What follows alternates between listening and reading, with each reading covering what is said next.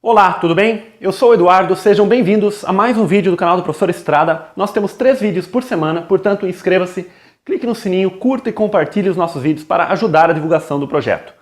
Bom pessoal, estamos aí hoje com nossa aula 151 do nosso curso de Matemática Básica e estamos estudando aí as sequências PA e PG, que são as progressões aritméticas e progressões geométricas.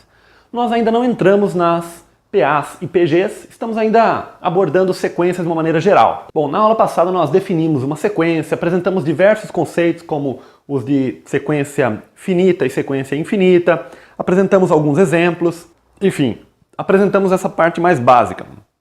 Hoje nós vamos passar mais alguns conceitos, esclarecer alguns pontos da aula passada e vamos resolver alguns exercícios aí básicos envolvendo sequências, tá ok? Da maneira como nós definimos sequência, que seria, na verdade, uma função tendo como domínio um subconjunto dos números naturais, ou então os próprios números naturais, exceto o zero, né? Uma função que leva cada número natural a partir do 1, ou eventualmente um subconjunto dos números naturais, em valores que serão os termos da sequência. Por exemplo, se nós temos uma função que leva o 1 no nosso primeiro termo da sequência, que nós podemos chamar de A1, por exemplo. Vai levar o 2 no segundo termo, que nós podemos chamar de A2, o 3 no A3, e assim por diante. Se essa sequência parar no N, né? Se ela levar o N no AN e o domínio terminar no N, então nós chamamos a sequência de finita, porque ela para no AN, né? Mas se essa sequência continuar, se essa função continuar, né? N mais 1, N mais 2, continuar indefinidamente, aí nós temos uma sequência infinita. Bom, turma, uma coisa que talvez não tenha ficado muito claro na aula passada é o seguinte. Nós demos alguns exemplos, eu coloquei os mesmos exemplos que nós demos na aula passada aqui, praticamente, a menos de este último aqui, que é diferente. Por exemplo, a sequência dos números pares, né? Positivos. Então, para essa sequência, nós conseguimos definir um termo geral, ou lei de formação, que nós chamamos, como AN igual a 2N. Então, para 1 aqui, ó, A1 vai ser 2 vezes 1, que é 2. A2 vai ser 2 vezes 2, que é 4. A3 vai ser 6, 2 vezes 3, e assim por diante. Então essa lei de formação ou termo geral, ele é dado de forma explícita, né? Então existe uma fórmula explícita. Nós também podemos chamar isso aqui de fórmula também, né? Então a fórmula pode ser explícita ou pode ser de recorrência, que seria recorrência ou recursiva também. Seria o seguinte, cada termo ele é dado em função dos termos anteriores. E o exemplo clássico aqui é a sequência de Fibonacci, né?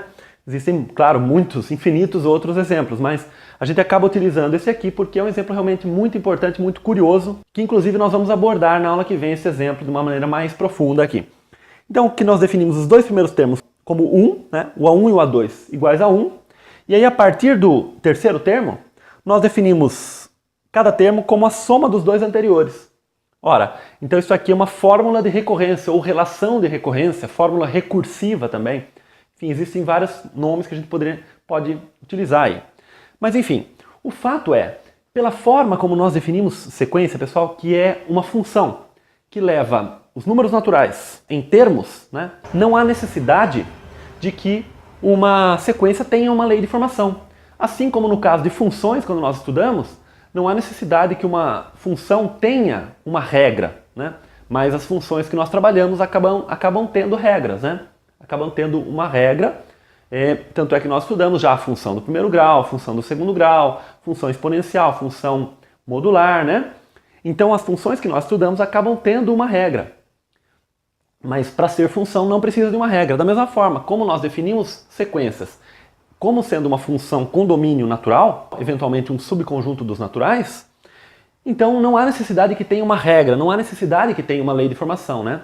Por exemplo, aqui eu listei uma sequência que a princípio não tem uma lei de formação. Então aqui a sequência 1, 2, 4, 3, 2, 9, 8, 7, enfim, uma sequência aleatória aqui. Eu coloquei os números de maneira aleatória para exemplificar um caso de uma sequência que não tem uma lei de formação, não tem uma lógica, digamos assim, de um termo para o seu seguinte. Okay? Então isso também é uma sequência.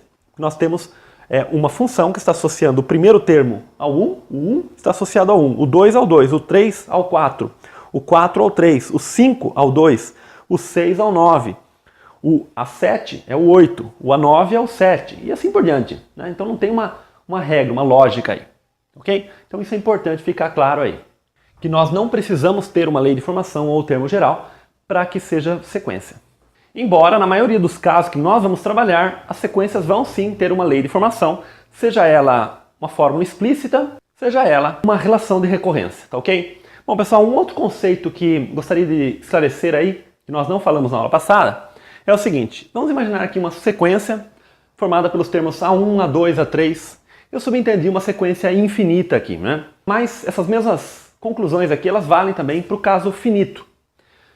Veja, se nós temos uma sequência em que cada termo, o termo AI, é maior ou igual ao AI menos 1, ou seja, que o termo anterior, para todo I, né? Isso aqui está dizendo o seguinte, que cada termo da sequência, ele é sempre maior ou igual ao termo anterior. Eu dei um exemplo aqui, como sendo essa sequência aqui, por exemplo. Ó, cada termo, o termo seguinte, é sempre maior ou igual ao anterior, né? Então nós temos o 2 é maior do que o 1. O 2 já é igual ao 2. 3, maior do que 2. Então essa sequência ou ela cresce, ou eventualmente os termos acabam se igualando, né? Mas nunca ela decresce. Nunca acontece de ter um termo seguinte que seja menor do que um anterior, né? Então nesse caso nós chamamos que a sequência não que ela é crescente, nós chamamos ela de monótona crescente. Esse monótona crescente ele está querendo dizer o seguinte, que a sequência ou ela cresce ou ela é constante. A cada termo, o termo seguinte, ou ele é igual ao anterior ou ele é maior, tá ok? E nós temos o caso de uma sequência que é crescente de fato, em que cada termo de fato ele é maior sempre do que o anterior. Então nesse caso não tem a possibilidade de um termo seguinte ser igual ao anterior. Então aqui eu seria uma sequência crescente. Existem alguns materiais, alguns livros aí, né, que trabalham de uma outra forma. Eles chamam esse caso da sequência monótona crescente de sequência crescente, né? Então esse caso aqui seria uma sequência crescente, e o caso em que ela é crescente, que sempre cresce, eles chamam de estritamente crescente, tá ok? Então estritamente crescente, que ou seja, sempre cresce. Mas eu prefiro essa nomenclatura aqui, essa denotação, né? Essa denominação que eu acho mais interessante, mas é bom vocês saberem que existe essa diferenciação aí, tá ok? Mas enfim, monótona crescente e crescente. Para o caso decrescente, olha, o termo seguinte, ele é menor ou igual que o termo anterior, né? Então cada termo ele é menor ou igual. Então eventualmente pode ter os casos em que são iguais. Então ela é monótona crescente, porque cada termo ele é menor ou igual eventualmente que o termo anterior. E ela é decrescente, ou pela outra nomenclatura, estritamente decrescente, se cada termo é de fato menor do que o anterior. Então eu peguei uma sequência aqui, em que cada termo é dividido por 2, né? 1 meio, 1 quarto, 1 oitavo, depois seria 1 16avos e assim por diante. E nós temos, por fim, o caso da sequência constante, que o AI, cada elemento, é igual a uma certa constante K, né? Para todo valor I. Então aqui eu peguei uma sequência que associa a todo valor o número 3. Então todos os termos dela valem 3. 3, 3, 3, 3. Então essa é uma sequência constante. Existem algumas observações aqui que é o seguinte, pessoal, pela maneira como foi definido aqui, se uma função ela é crescente, então ela é monótona crescente, porque se cada termo é maior do que o anterior, então certamente ele é maior ou igual que o anterior, né? E da mesma forma, se cada termo é menor do que o anterior, então ele é menor ou igual que o anterior.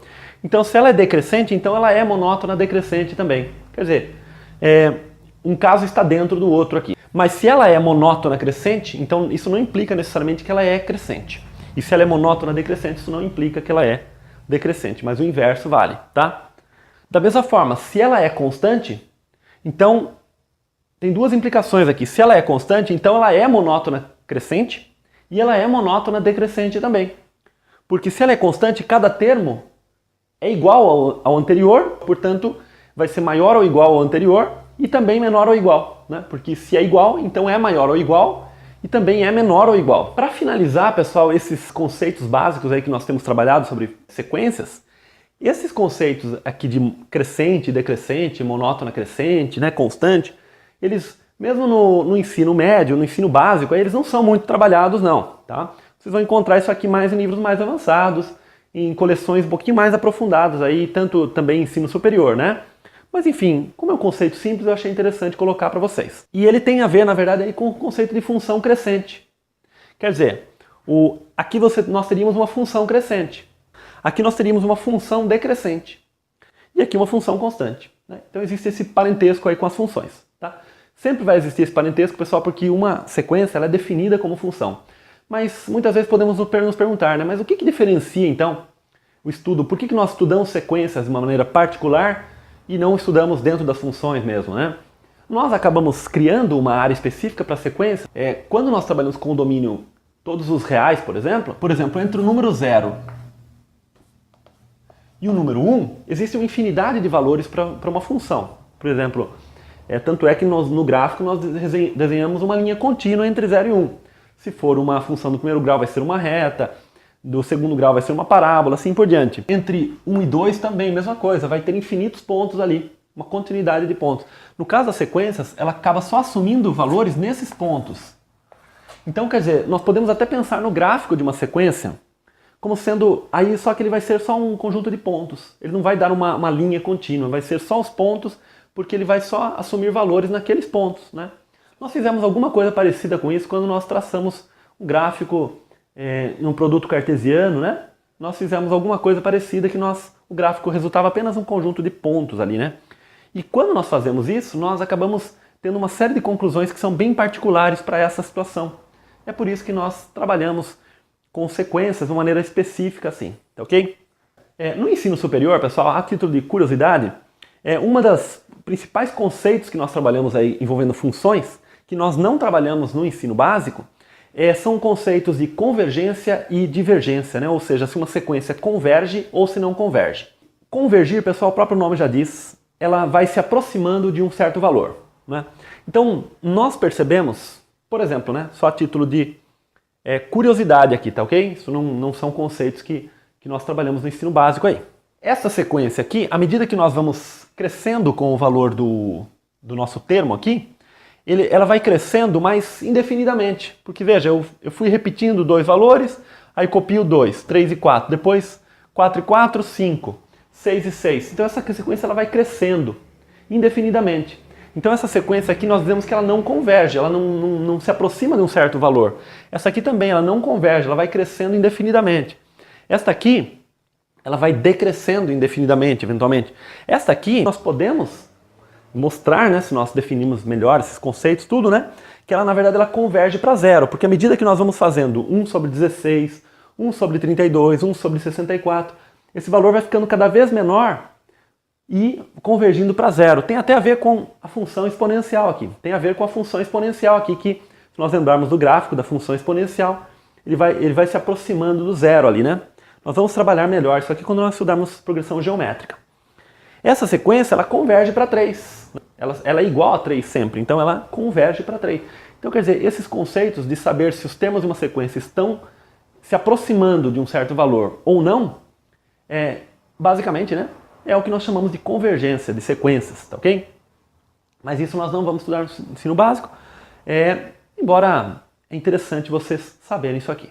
Bom, turma, para finalizar essa parte mais inicial básica de conceitos aí, na aula passada eu falei para vocês sobre o conceito de somatório, né? Então esse símbolo aqui, isso aqui nós chamamos de somatório.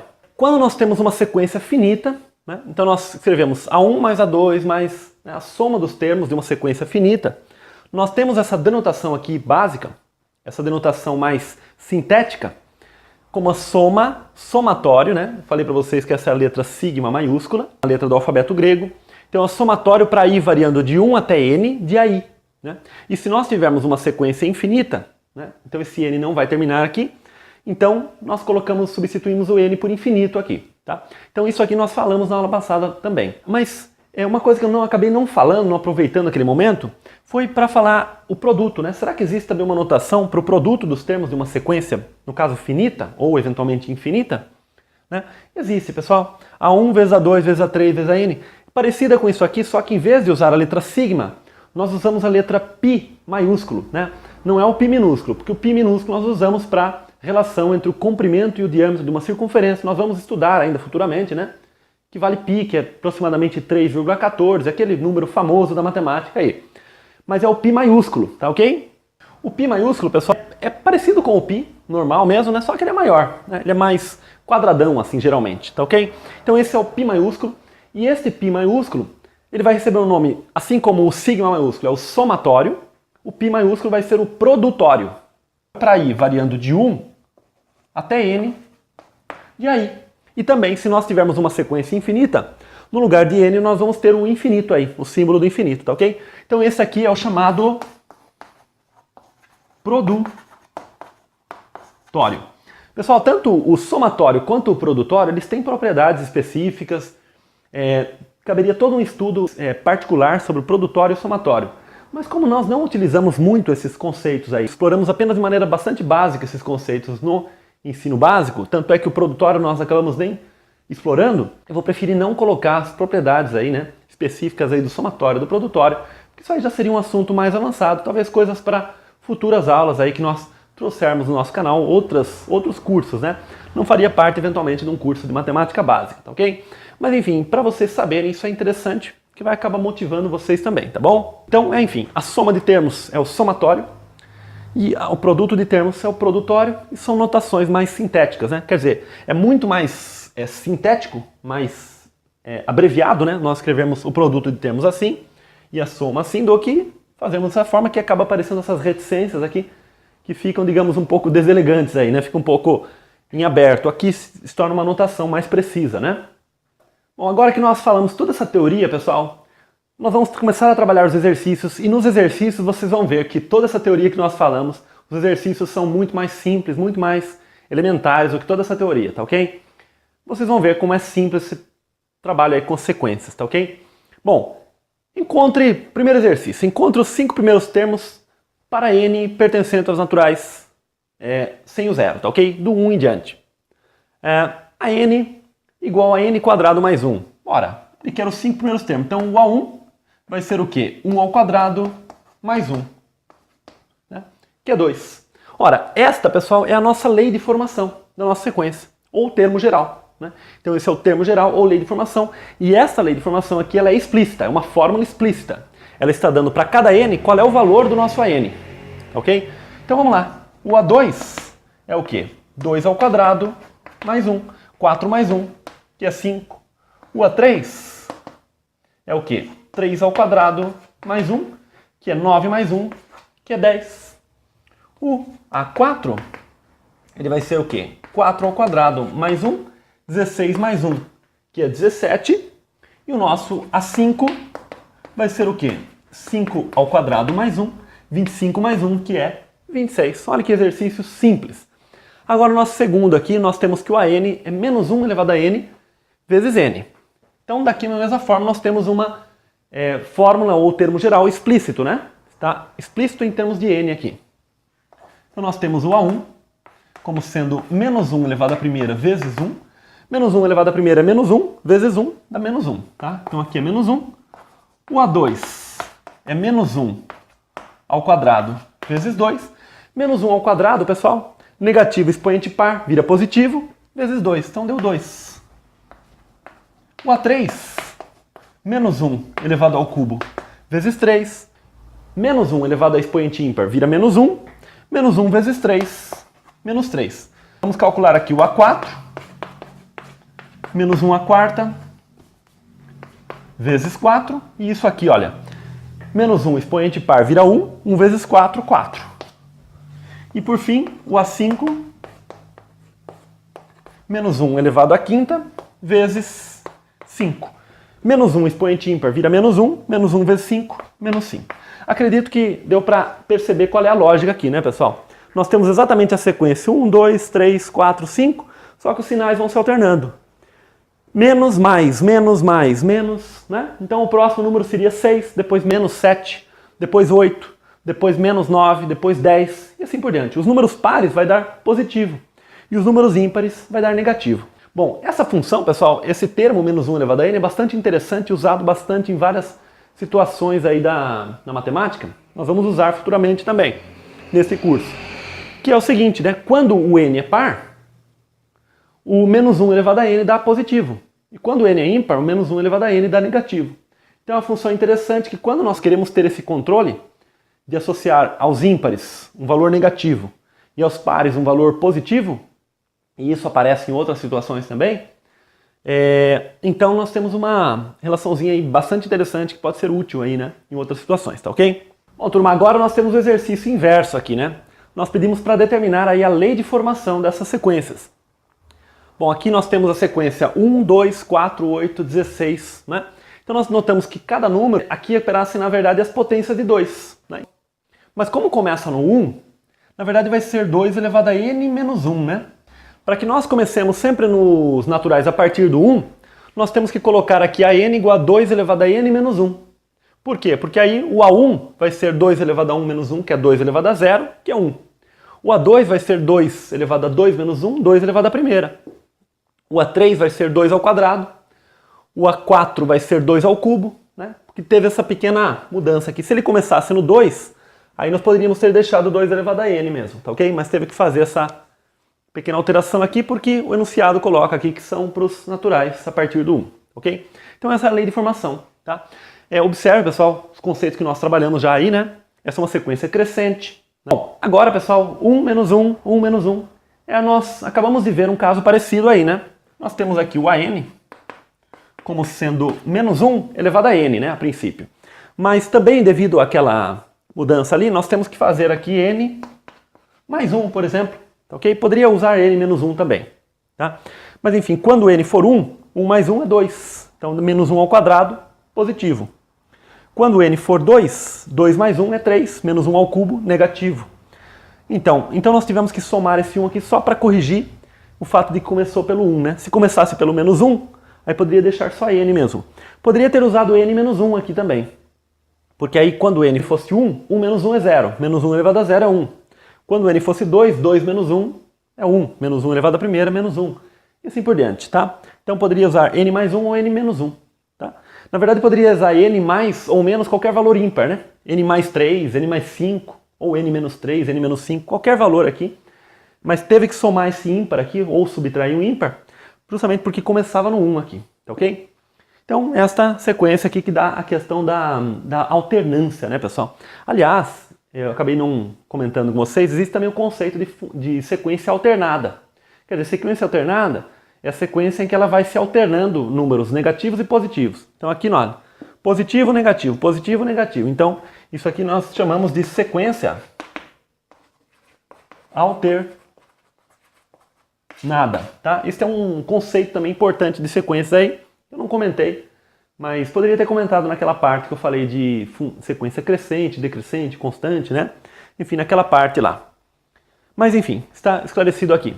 A sequência que nós trabalhamos no item B do exercício anterior também era uma sequência alternada. Aqui nós temos uma sequência que está associando a cada valor n, né, as potências ao quadrado, né? Aqui nós temos 1 ao quadrado, né?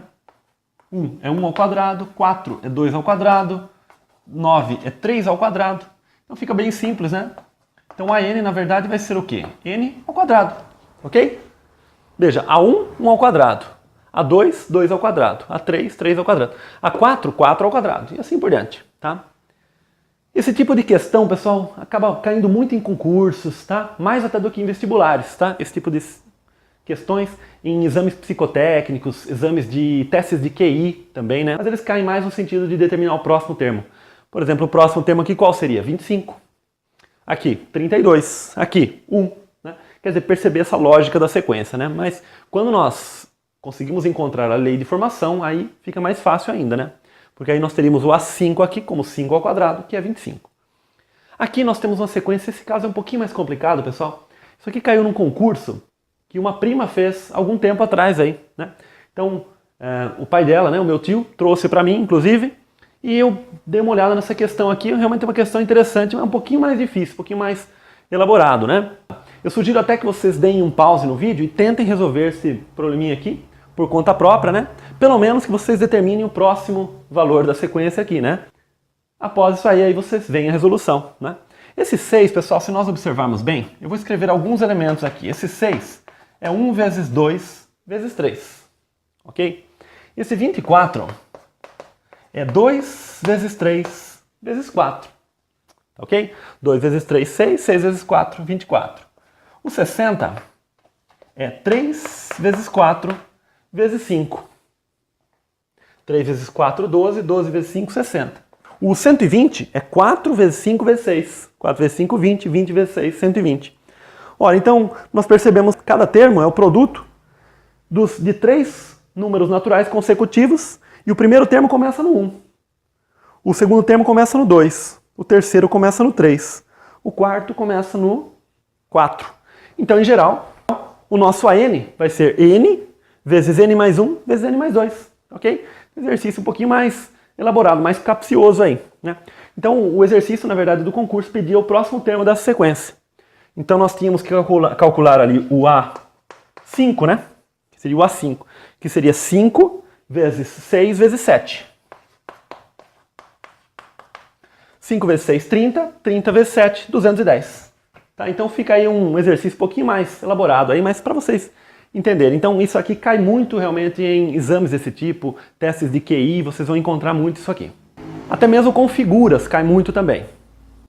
Então, pessoal, se vocês observarem bem, todos os exercícios que nós fizemos, eles tinham uma lei de formação explícita, tá ok? Mas isso nem sempre ocorre, tá? Muitas vezes, uma sequência não vai ter uma lei de formação, como nós já comentamos, ou então vai ser uma lei de formação por recorrência, né? Uma relação de recorrência que vai dar cada termo em função dos termos anteriores. Mas, na realidade, a maioria dos casos que nós vamos trabalhar no ensino básico vão ter esta forma aí que nós vamos conseguir encontrar uma lei explícita. Bom, turma, para finalizar a aula de hoje, vamos fazer este último exercício aqui, exercício um pouquinho mais elaborado, bastante interessante esse probleminha aqui, tá? Nós temos uma sequência, A1, A2, A3, assim por diante. Aliás, um detalhe, né? Eu sempre estou usando o A como letra aí para sequência, né? Mas pode usar B, pode usar C, né? D, qualquer outra letra, tá? É que é mais tradicional nós usarmos para sequências realmente a letra A. Mas, assim como nós usamos para funções a letra X, né? Como incógnita, né? Como variável, né? Mas isso é mais por tradição, tá? Isso vocês podem ficar à vontade, vocês podem usar a letra que vocês quiserem aí, tá? Mas a maioria dos exercícios vocês vão encontrar a letra A, realmente. Quando ele colocar duas sequências no mesmo exercício, aí ele vai usar para outra sequência a letra B, tá? E se for uma terceira sequência, usa a letra C. Às vezes usa a letra T também. Mas enfim, ele deu a sequência, e ele deu essa sequência em termos de uma relação de recorrência, né? Ele deu uma fórmula recursiva para essa sequência. AN igual a AN menos 1 menos AN menos 2. Ou seja, um termo da sequência é igual à diferença entre os dois termos anteriores, para n maior ou igual a 3. E ele deu, na verdade, que o A1 é igual a 1 e o A2 é igual a 3. Tá? E ele pediu, no item A, ele pede o A7 e o A8. Então eu coloquei uma interrogação aqui, que eu já vou apagar. Mas aí como é que nós vamos fazer, né? Nós vamos usar a relação de recorrência. Então, nós não temos uma fórmula explícita nesse caso. Então aqui nós vamos fazer 3 menos 1, olha, A2 menos A1. 3 menos 1, eu já vou pôr direto, tá? Isso é 2. Agora 2 menos 3 é menos 1. Eu já vou colocar direto para que apareçam os números na sequência que a gente possa identificar melhor. Depois, menos 1 menos 2 vai dar menos 3. Menos 3, cuidado agora aqui, né? Menos 3 menos menos 1, menos 3 mais 1, que é menos 2. Agora, menos 2 menos menos 3, menos 2 mais 3, que é 1. E 1 menos menos 2, 1 mais 2, que é 3. Então o nosso A7 é 1 e o nosso A8 é 3. Ou seja, nós voltamos ao que nós tínhamos inicialmente, 1 e 3. Olha que interessante essa lógica aqui. O próximo número vai ser 2, depois menos 1, menos 3, porque nós vamos sempre voltar, né? Nessa sequência ela vai começar a se repetir os seus elementos a partir do sétimo elemento. Então a partir do sétimo elemento ele volta a repetir. Né? E o item B, ele pede o quê? Ele pede a soma dos 100 primeiros termos dessa sequência. Então, aparentemente, exercício complicado. Vocês vão falar, ah, mas então eu vou ter que calcular todos os termos até o centésimo e somar tudo isso aí. Não há necessidade. Por quê? Justamente devido a essa repetição aqui. Veja que nós temos do A1 até o A6, vai de 1 até menos 2. Depois ele começa a voltar de novo no nosso A1, que é 1, depois 3, né? Então, quer dizer, a cada 6 termos, nós temos esta sequência aqui. 6 termos. Né? Quando nós somamos esses termos aqui, o que vai acontecer? Quanto que é a soma dos 6 primeiros termos, pessoal? Olha só, 1 vai cancelar com esse menos 1, dá 0. 2 com menos 2 e 3 com menos 3. Então essa soma é 0. Então a soma dos 6 primeiros termos é 0. Então, quando nós somamos do primeiro ao sexto termo dá 0, depois do sétimo ao 12º termo também dá 0, do 13º ao 18º dá 0, enfim, sempre que nós paramos nos múltiplos de 6, a soma está dando 0, porque a cada 6 termos a soma é 0. Né? Então, qual que vai ser a ideia do problema? Se nós dividirmos 100 por 6, quanto é que vai dar isso aqui? Ora, tomamos aqui o 10, isso aqui dá 1, 1 vezes 6, 6 para 10, 4, baixou o 0, 6, 6 vezes 6, 36 para 40, 4. Ou seja, nós temos 16 grupos de 6 números, que vai lá até o 96, na verdade. 96. Aqui nós paramos no A96, então até o A96 a soma é 0. Depois nós continuamos mais 4 termos aqui. Esses 4 termos vão ser exatamente o quê? Vai ter voltado aqui, né? Então vamos fazer 1 mais 3 mais 2 menos 1. Então vamos escrever de uma maneira mais formal aqui. Nós vamos ramificar essa soma aqui, somando os termos do 1 até o 96, que nós vimos aqui, né? Como 16 vezes 6 é 96, então essa soma aqui está dando 0, né? Porque a cada 6 termos a soma é 0. Então restam somente esses 4 termos aqui, que vão ser o quê? Vamos fazer aqui embaixo, né? Coloquei um asterisco ali, vamos fazer aqui embaixo o A97, mais o A98, mais o A99, mais o A100, que é exatamente a soma dos 4 primeiros termos, porque aí voltamos à sequência, né? 1 mais 3 mais 2 menos 1. O 1 vai cancelar com o menos 1, 3 mais 2, isso aí vai dar o quê? 5. Então esta é a soma dos 100 primeiros termos da sequência. Bastou que nós analisássemos aqui o resto da divisão por 6, porque a cada 6 termos a soma era 0, tá ok? Então esse exercício um pouquinho mais capcioso aí, tá bom? Bom pessoal, então é isso. Um grande abraço, até o próximo vídeo, tchau!